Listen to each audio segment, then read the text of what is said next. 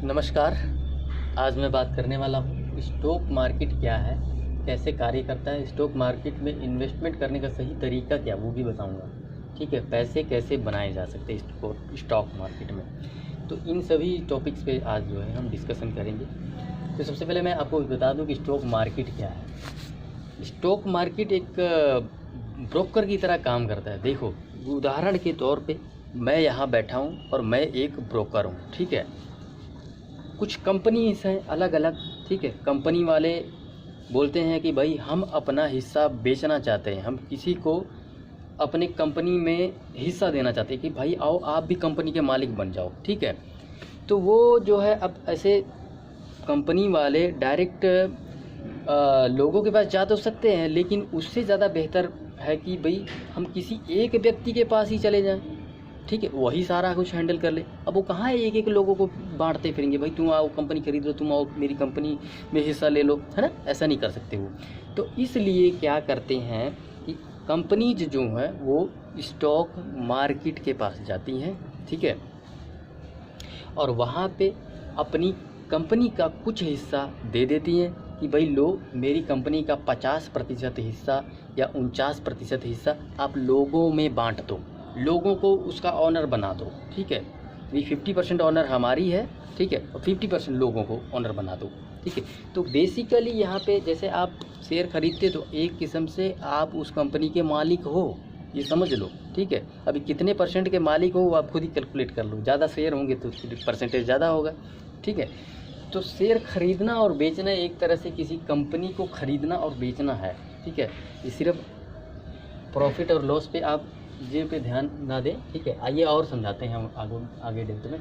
तो इस तरह से होता क्या है, देखें मैं स्टॉक एक्सचेंज हूँ और कंपनी वाले आ रहे हैं मेरे पास, अपनी कंपनी मेरे पास उसके कुछ शेयर्स मेरे को दे दिए कि भाई लो आप डिस्ट्रीब्यूट। अब मैं क्या करूँगा कि मैं भी लोगों के पास मैं भी नहीं जाऊँगा, मैं भी अपने एजेंट बैठा दूँगा अलग अलग कि भाई तुम लोग जाओ, और जो है पूरे इंडिया में या पूरे विश्व में एजेंट बैठा दूंगा कि तुम लोगों को पकड़ पकड़ के ले आओ, और जो है लोग जो है मेरे पास जो लोग कंपनियां छोड़ के गए हैं शेयर्स, उनको वो लोग खरीदें। ठीक है, तो इस प्रकार से जो है वो एजेंट्स लोग, जैसे अभी जिसके साथ आप ट्रेड कर रहे हो जो आपका ब्रोकर है ना, वही एजेंट है। ठीक है, और स्टॉक एक्सचेंज मैं हूँ। ठीक है, तो इस प्रकार से जो है अब मुझे क्या फ़ायदा, देखो मेरे को फ़ायदा है इसमें ब्रोकरेज लगता है। ठीक है, अब मान लो कोई 100 रुपये का चीज़ आपने एक शेयर का दाम 100 रुपये है। ठीक है, तो मैं आपको बेचूंगा 101 रुपये मान लो। ठीक है, मैं उस एजेंट को बेचूंगा 101, एजेंट भी आगे कुछ थोड़ा सा ब्रोकरेज लेगा। ठीक है, मान लो 50 पैसे वो ब्रोकरेज लिए, तो आप अब फाइनल जो एक कस्टमर है जो ख़रीदने वाला उसको पड़ा 101 रुपये 50 पैसे में पड़ा। ठीक है, एक्चुअल दाम उसका 100 रुपये है, लेकिन तो इस तरह से मुझे भी लाभ हुआ, एज स्टॉक से मुझे भी लाभ हुआ, और जो है जो सामने ब्रोकर है उसको भी लाभ हुआ। ठीक है, वैसे तो मैं भी ब्रोकर हूँ एक तरह से, स्टॉक एक्सचेंज भी ब्रोकर है और जो सामने वाला एजेंट है वो भी ब्रोकर है, वो सब ब्रोकर है। ठीक है, तो इस प्रकार से जो है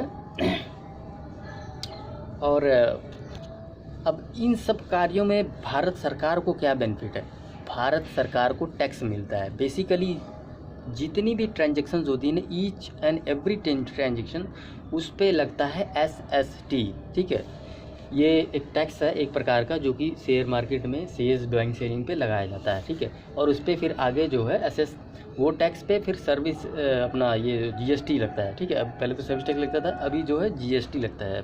ठीक है, गुड्स एंड सर्विस टैक्स। तो इस प्रकार से भारत सरकार को भी जो है उससे इनकम होती है। तो अब आइए समझते हैं आप, अब मार्केट क्या है, स्टॉक मार्केट क्या है वो तो आप समझ गए होंगे। स्टॉक मार्केट एक किस्म का दलाल है, कहते हैं ना दलाल स्ट्रीट ब्रोकर है वो बेसिकली, और आप जिसके साथ जुड़े हुए हैं जो आपको आपके जो ट्रेडिंग करवाता है वो सब ब्रोकर है। ठीक है, तो इस प्रकार से ये कार्य कैसे करता है वो भी मैंने आपको बता ही दिया, इसी में आ गया भाई स्टॉक मार्केट क्या है। ठीक है, तो ये अपना जो है इसका टाइम निर्धारित होता है, उसी फिक्स टाइम में ये लोग बाइंग सेलिंग्स जो है करते हैं। स्टॉक मार्केट में इन्वेस्टमेंट करने का सही तरीका क्या है, देखो सही तरीका क्या है, एक किसी आप भाई साहब कंपनी खरीदने जा रहे हो, ध्यान रखना, तो कोई बोगस कंपनी खरीद लोगे क्या, या जिस कंपनी में दम ही नहीं है उसको खरीदोगे क्या। तो आप क्या करते हो, बिना देखे बिना सोचे समझे कंपनी को बिना जाने आप शेयर्स खरीद लेते हो, और वही शेयर कभी ऊपर जाता है कभी झम से नीचे आ जाता है, उसके बाद हाथ खाली। ठीक है, तो ऐसे काम नहीं करना है आपको। ठीक है, कंपनी के मालिक बनने जा रहे हो तो भाई साहब किसी को खरीद रहे हो तो उसको अच्छे से जानो पहचानो तो सही। ठीक है, ऐसे खरीदोगे तो फिर ठन को बात। ठीक है, फिर कुछ नहीं मिलेगा। तो इस तरह से जो कई सारी चीज़ें होती है, कंपनी की एक शेयर की वैल्यू क्या है। ठीक है, वैल्यू की ही तो कीमत है। ठीक है, तो उसके लिए हमें बुक वैल्यू देखनी पड़ती है। ठीक है, पूरा बैलेंस शीट उसको खंगालना पड़ता है, वो मैं आगे आपको बताऊंगा कैसे खंगाला जाता है। ठीक है, पूरा सिखा दूंगा बच्चे की तरह। ठीक है, बस आप लोग जुड़े रहें इसके साथ। बुक वैल्यू देखना पड़ता है। ठीक है, उस कमाई कितनी कर रहा है, अर्निंग पर शेयर। ठीक है, ईपीएस होता है एक, अर्निंग पर शेयर। अरे भाई एक शेयर पे वो कितना कमा रहा है। ठीक है, ईपीएस 10% है तो बहुत अच्छा, 7% है तो भी चलेगा, 10% से ऊपर है तो बहुत बढ़िया। ठीक है, जैसे कि रेक और पीएफसी वगैरह के बहुत बढ़िया जो है ईपीएस है। ठीक है, तो 10% या उससे ऊपर होना चाहिए ईपीएस। अर्निंग पर शेयर क्या चीज़ होता है कि एक कंपनी जो है प्रति शेयर कितना कमा रही है। मान लो भैया मैंने 100 रुपये का एक शेयर ख़रीदा हुआ और कंपनी का ईपीएस 10% है, इसका मतलब ये है कि मेरे को 10% की कमाई साल भर में होना ही होना है। ठीक है, यानी कि मेरा 100 रुपये का जो शेयर है वो अगले साल 110 रुपये का होना ही होना है। ठीक है, तो इस प्रकार से जो है ये ईपीएस जो है इसमें जो है बहुत बड़ा मायने रखता है। अब आप लोग क्या करते हो, ऐसे ही शेयर खरीद लेते हो, अरे वो भाग रहा उसको खरीद लो, ऐसे थोड़ी होता है। अरे यार उसको कंपनी को अच्छे से समझो, सिर्फ उसकी कीमत कितनी है, उसकी कीमत भी है उतने लायक। अब मान लो साला किसी की बुक वैल्यू 100 रुपये है और उसे ज़रा ट्रेड कर रहा है 1000 पे। ठीक है, तो ये तो 10 गुना हुआ। क्या इसको इस शेयर को खरीदोगे आप? अब यही आपको पता नहीं होता, बुक वैल्यू से मिलाना चाहिए। ठीक है, अब उस पर ईपीएस 10%, तो इतना साला 1000 रुपये का रेट है, ईपीएस इस पर 10% तो ठीक है। तो इस प्रकार से बुक वैल्यू के साथ मिलाओगे और ईपीएस भी उसका चेक करोगे तो ही जो है बात बनेगी। ठीक है, तो ही प्रॉफिट आप कमा सकते हैं। तो इस प्रकार से जो है अच्छे से कंपनी को चेक करें कि भाई फ्रॉड कंपनी तो नहीं है। ठीक है, सरकारी हो तो ज़्यादा बेस्ट है। ठीक है, जैसे कि मैंने 2 कंपनियों का नाम लिया अभी, पीएफसी, ठीक है, और ये रैक, ये और बीपीसीएल वगैरह भी बहुत बढ़िया अभी मुनाफा दे रही हैं। ठीक है, तो इस प्रकार से जो है ये कुछ कंपनियां हैं।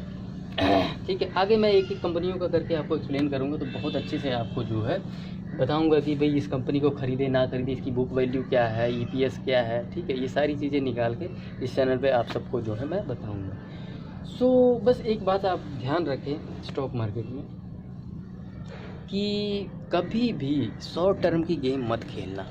शॉर्ट टर्म की गेम खेलोगे तो डिप्रेशन के मरीज बन जाओगे, मैं पहले ही बता दे रहा हूँ आपको। ठीक है, शॉर्ट टर्म गेम कभी मत खेलना।